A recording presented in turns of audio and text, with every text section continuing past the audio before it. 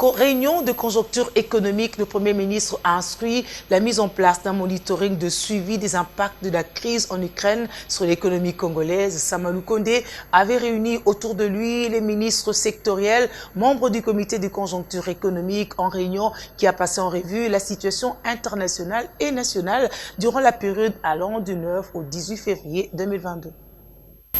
Eh bien, le comité de conjoncture présidé par M. le Premier ministre a passé en revue la situation internationale et nationale dans la période allant du 9 février au 28 février.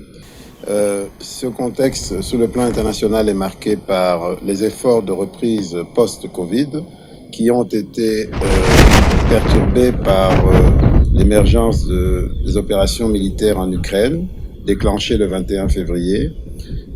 Opérations qui ont également eu un impact sur les marchés internationaux, notamment les cours des produits énergétiques, dont le pétrole, les cours de certains métaux précieux et également les marchés financiers, dont les principales places boursières ont clôturé en négatif à la fin du mois de février.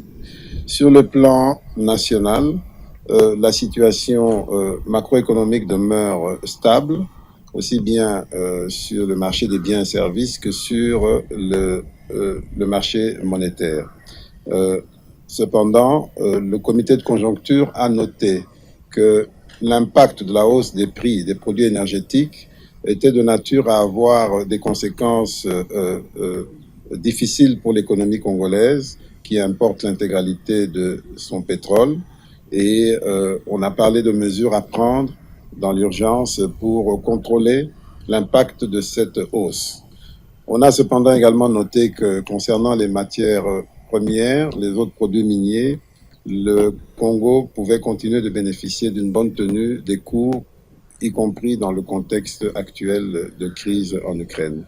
Nous allons mettre en place un monitoring, un suivi de tous les impacts possibles de cette crise en Ukraine sur l'économie congolaise afin d'apporter de bonnes réponses.